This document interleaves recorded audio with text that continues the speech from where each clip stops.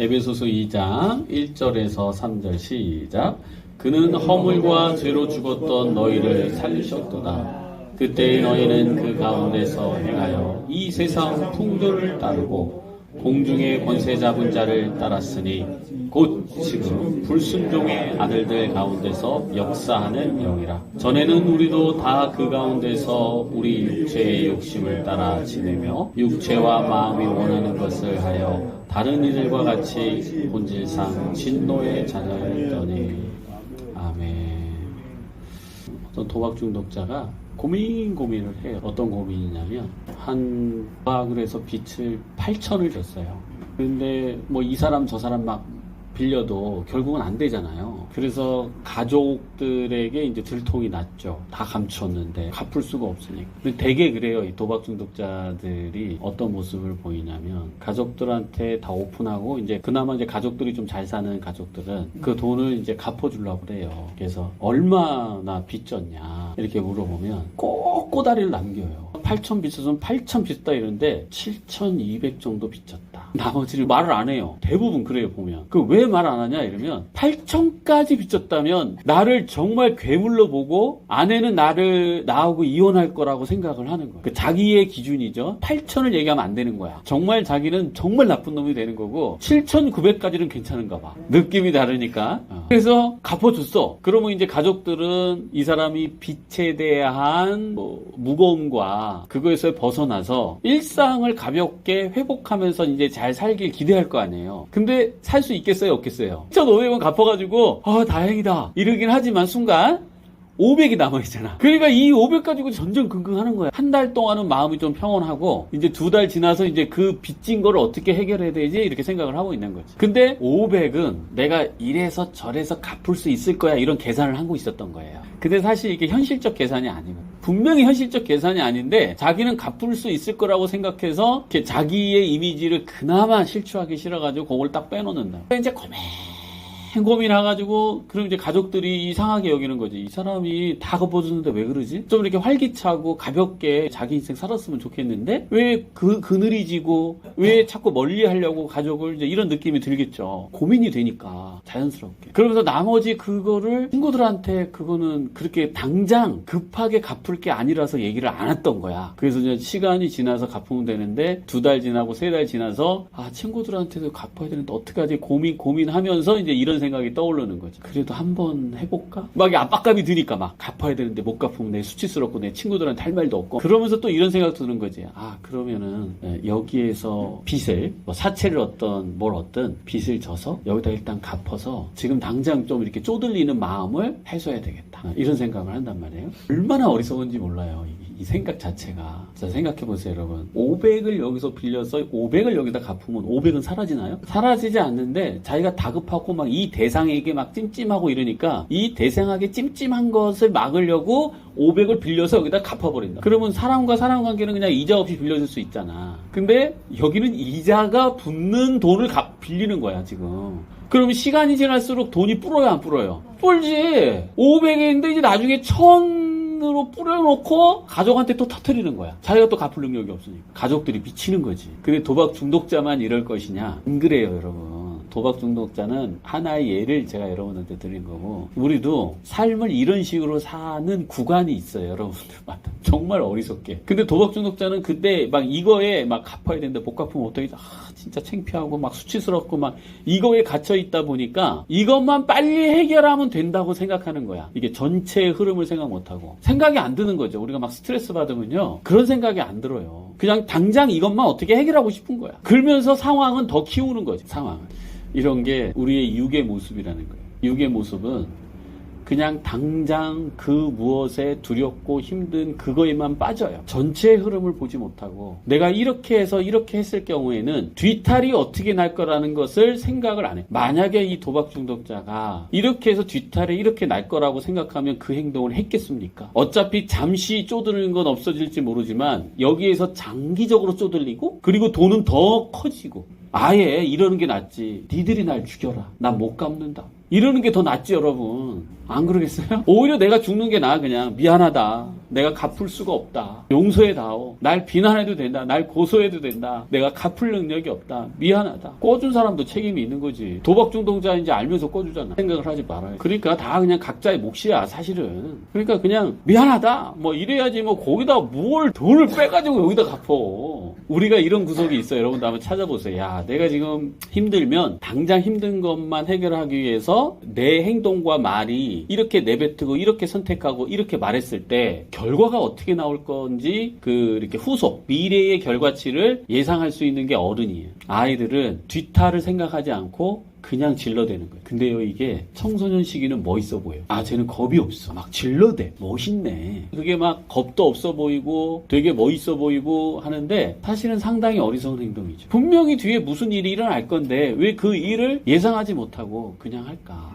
그래서 어른은 그것을 예상하고 예측해서 아, 이거는 나에게 의미가 없는 행동이구나. 내가 지금 여기서 막 소리 지르고 대들고 화내고 때려 부수고 이 자체가 없는 것이었구나. 어른의 시각을 가져야 되는데 우리의 육의 시각은 어린아이 시각이라고 그랬잖아요. 그게 죄예요, 죄. 다른 게 죄가 아니라 그게 죄라고. 그래서 죄를 낳는 거잖아요, 결국은. 우리가 얘기하는 통상적인 얘기하는 죄의 기준에 죄의 올무에 탁 잡히는 거예요. 그게 바로. 그러면 이 사람의 아내는 못 살겠다는 절망과 좌절이 들 거 아니야.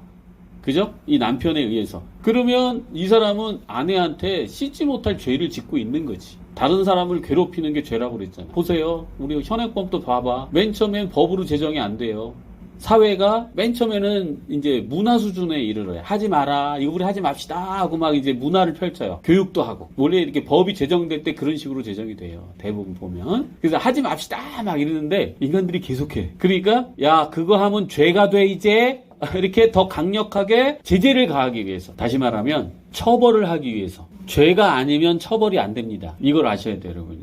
그러니까 여러분이 죄책감을 가지면 처벌하게 돼 있어요. 여러분 스스로를. 어떤 형태든지 처벌합니다. 내가 나 스스로가 죄라고 생각하는 것을 죄를 저질렀는데 안 걸렸어. 그래서 아무도 누구도 나 자신한테 비난하지 않아. 그리고 법적으로도 처벌도 안 받아. 그러면 이제 자기가 자기 스스로를 처벌하기 시작해. 아무도 모르게 내가 했어. 좋아할 필요 없어요, 여러분.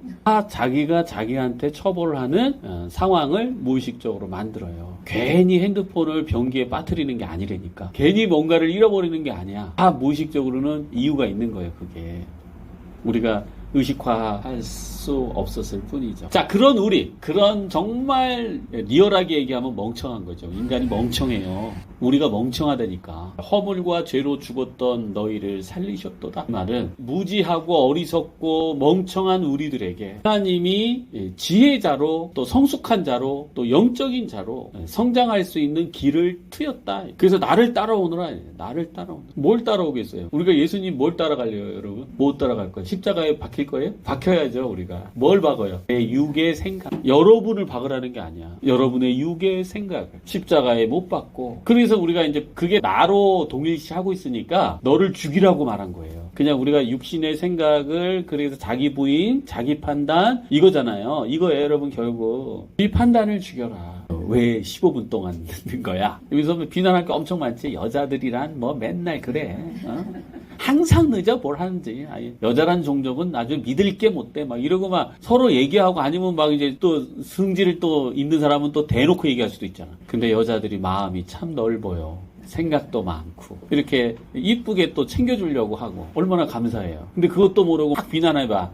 야, 정말 이렇게 치졸하다는 생각을 할 수 있는 거야. 그죠? 그냥 이렇게 너그럽게 무슨 일이 있겠죠. 기다려 봅시다. 이러고 있으면 속으로 비난했던 겉으로 비난했던 스스로가 여러분 부끄러운 행동을 하지 마세요. 스스로가. 물론 여러분이 부끄럽다는 그 느끼는 것조차도 여러분이 발달한 거야. 어리면 자기가 하는 행동을 부끄러워할지도 몰라요. 그래서 우리가 어떤 나 자신의 모습과 행동을 보면서 내가 참 부끄럽다. 내가 이러고 있었구나. 이러면 여러분 성숙한 거야, 일단은. 그게 고쳐지든 안 고쳐지든 괜찮아. 그걸 느낄 수 있다면. 근데 제가 아는 범위에서는 그걸 느끼면 바뀌어요. 내가 부끄러움을 느끼면 내 스스로가. 정죄감이 아니야, 여러분. 이거 죄책감이 아니라 내가 참 미숙했구나. 그거를 그냥 받아들이는 거야. 그리고 그 모습을 내가 본 거야. 그래서 죄책감하고는 달라요, 이게. 그래서 우리 자신이 어떤 행동을 보면서 부끄럽다 깊게 여기는 것은 일단 어른적 시야가 트여졌다고 봐야 되고, 그게 이제 지혜의 모습으로 가는 거예요. 이제 이런 우리를 예수님이 그때 너희는 그 가운데서 행하여 이 세상 풍조를 따르고 공중의 권세 잡은 자를 따라서, 이런 세속적이다라고 그래요. 여러분, 이런 걸 우리는 다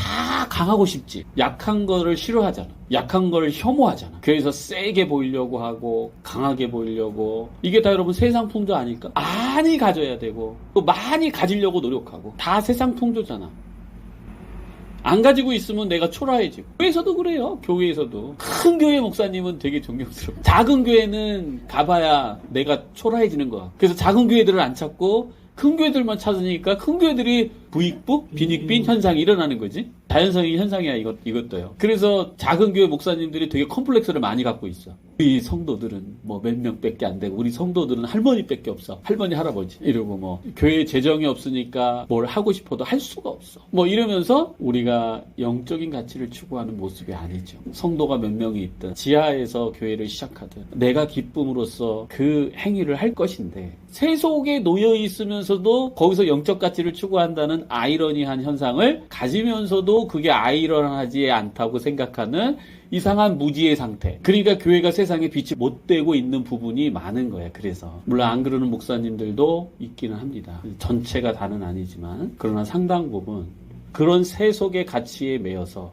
세속적으로 얻으려고 영적인 어떤 것을 이용해서 사용하고 있는 그런 모습도 기독교 안에서는 참 많이 보여지기도 해요. 우리가 깨어 기도하고 깨어서 우리 자신을 살펴보고, 내가 이 세상 풍조를 쫓아가는 건 아닌지, 세상 풍조를 쫓아가지 말라는 이유는 왜일까요, 여러분? 라고 해서 여러분한테 좋은 차, 좋은 옷, 좋은 집을 가져서는 안 된다, 이런 의미는 아니에요. 또 오해하는 사람들이 꼭 있어요, 이런 얘기하면. 그래서 나는 없어야 된다, 그런 의미가 아니에요, 이 의미는. 자, 세상 풍조를 왜 거기에 쫓아가지 말라고 하는 걸까요? 나를 잃어버려요. 그래, 맞아요. 또 마음의 평안이 사실상 사라집니다. 공허해요. 자, 다시 말하면 우리가 세상 풍조를 쫓아가는 거는 여러분들이 다 이렇게 생각할 거예요. 성공, 나한테 유익이라고 생각하는 거죠. 그러니까 다 열심히 세상에 따르는 것을 쫓아가려고 하잖아요. 근데 그게 나한테 유익으로 돌아오는 게 아니고 나한테 도구로 돌아와요. 도구로. 그래서 가지 말라는 거예요. 세상 풍조를 쫓아가면요, 싸우게 되어 있어요. 누군가를 죽여야 돼요. 누군가를 짓밟아야 돼요. 내가 더 우월한 사람이 되기 위해서는 분명히 열등한 인간이 있어야 돼요. 나에게서는. 완전 전쟁이 됩니다, 여러분. 그래서 우리가 삶에서 천국으로 살 수 있는 우리가 지옥에서 살아봐. 그래서 곧 지금 불순종의 아들들 가운데서 역사하는 영이라. 우리가 세속의 방식을 쫓아가면 불순종하게 되는 거죠. 왜냐하면 하나님은 복되고 자유하고 해방되는 참 해방의 길을 제시하고 있는데 이 길을 안 가는 거야. 안 가고 자꾸 세속에, 뭐 아이로 치면 이런 거죠. 사탕을 많이 먹으면 어떻게 돼요? 근데 사탕이 많이 먹으면 아이들이 이빨이 썩는다는 걸 알까요, 모를까요? 알아요. 엄마가 맨날 얘기하거든. 너 먹으면 이빨 썩는다, 이러고. 근데 이빨 썩는 게 뭔지를 모르는 거야. 이빨 썩는다는 단어는 알았고 그냥 이빨이 어떻게 된다는 건 알겠는데 그게 얼마나 자기를 고통스럽게 만들 건지는 모르는 거야. 그러니까 순간의 달콤함, 순간의 맛있음, 거를 먹죠. 자, 근데 여기서 이제 참 복잡해요, 이게 인간관계라는 게. 그래서 엄마가 절대로 얘를 사탕을 못 먹게 했어요. 그럼 무슨 일이 일어날까요? 몰래 먹어. 그것도 말이 되겠다. 몰래 먹고 사탕에 집착을 해요. 그리고 나의 욕망이 거절되고 억압당했기 때문에 억울함에, 분명히 엄마는 이 아이가 이빨이 썩을까 봐 못 먹인 건데 그 아이는 자기가 압제당했다고 느끼는 거예요. 그래서 탕자의 비유 보면 하나님이, 그래, 너 하고 싶은 대로 해라. 그래, 너가 이걸 선택했니? 너 하고 싶은 대로 해봐라. 이렇게 하는 거예요. 그래서 분명히 안 좋아요. 분명히 나빠요. 나한테 안 좋은 결과가 와요. 그것을 막았을 때는 부작용이 또 생기는, 지나치게 막았어요. 물론 우리 이제 다르크 지체들은 이미 지나치게 갔기 때문에 이제 막아야 되는 상황 속에 있기 때문에 지금 막아야 되는 거겠지만, 우리가 일반적으로 봤을 때 그것을 허용을 하는 거예요. 그래, 해봐라, 해보고 경험을 해라. 그치? 우리 다 사실은 브릿지에 온 게 그걸 경험해보고 온 거잖아. 여러분 각자가 뭐가 됐든, 전공들은 다 다를 수 있지만 해보고, 야, 이건 아닌 것 같아. 내가 해봤는데 이거는 이렇게 살아서는 안 되는 것 같은데 이게 나 혼자 잘 안 되네. 이래서 여러분들이 지금 이 자리에 모였단 말이에요. 그죠? 모였으면 바짝 따라 붙어야 돼요. 뭘 따라 붙을까요? 여기서 안내하는 방식을 바짝 따라 붙어야 된다고. 여기서도 또 어깃장나. 아? 그걸 왜 꼭 하라고 그래? 그래요. 선택이니까. 각자 책임을 지는 건데, 삶에.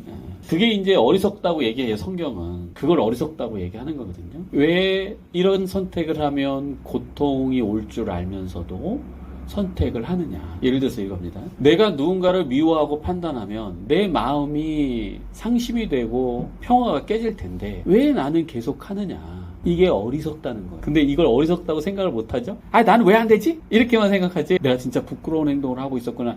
이렇게 여러분이 확 느끼면 그 행동을 안 합니다. 안 하게 돼요. 근데 자기가 아직 부끄럽고 어리석은 행동이라는 것을 체감적이지 뭐. 아까 전에 제가 얘기했잖아. 이빨이 썩어. 이것을 이빨이 썩는다는 건 듣지만 그 썩는다는 게 뭔가를 모르는 거예요. 체감을 못하는 거죠. 예를 들어서 콜라가 여기 있어요. 제가 콜라를 딱 마셔요. 콜라 맛이 여러분 달짝지근하고 턱 쏘고 시원해요. 암만 얘기해도 여러분 몰라. 먹어보질 않았으니까. 그런 거야. 체감된다는 게 내가 확 느끼는 거예요, 뭔가. 그러면 제가 여러분 판단해요. 이래도 여러분 판단 안 해. 분명히 자기가 손해본다는 걸 알거든요. 우리가 노력하도 막 잘 안 되는 게 이제 그런 부분이에요. 내가 그거를 확연하게 못 느끼는 거예요. 자, 전에는 우리도 다 그 가운데서 우리 육체의 욕심을 따라 지내며 제가 볼 때는 그런 거를 다 놓지 못하는 이유가 육체의 욕심이 거기에 숨어 있다고 보시면 될 것 같아요. 나의 이런 행동이 멈춰지지 않는다. 라고 봤을 때 여러분은 그 마음의 생각이나 태도 안에는 여러분이 얻고자 하는 여러분의 방식, 그러니까 육의 방식이죠. 육의 방식에 욕심이 있는 거예요. 하나만 예를 들면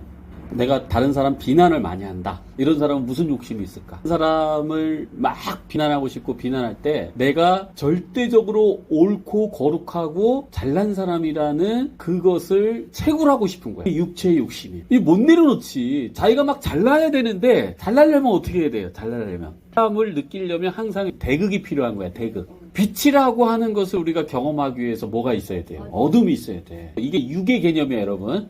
육은 항상 대극을 원해요. 자기가 잘나려고. 그래서 다른 사람을 계속 잘못했다고 비난하고 판단하고 하는 이 과정 속에서 이렇게 하면 분명히 힘들다고 했는데 그래서 나도 힘들어. 맞아. 들어보니까 힘들어. 근데 이게 안 멈춰져. 왜 안 멈추냐? 욕심을 안 버린 거지. 무슨 욕심?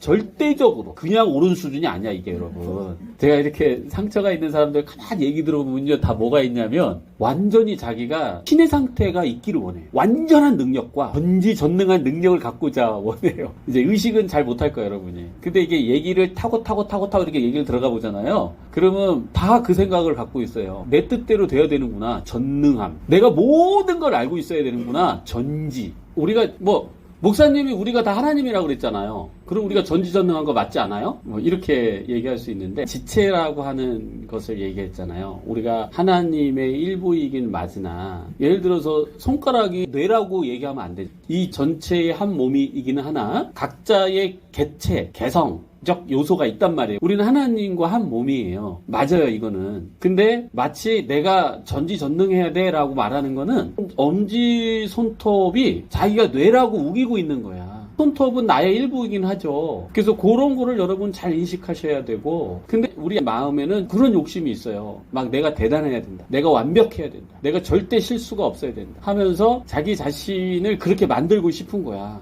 그렇게 만드는데 그렇게 느끼는데 희생양이 필요해. 희생양. 이거 막 희생양을 만드는 거죠 막.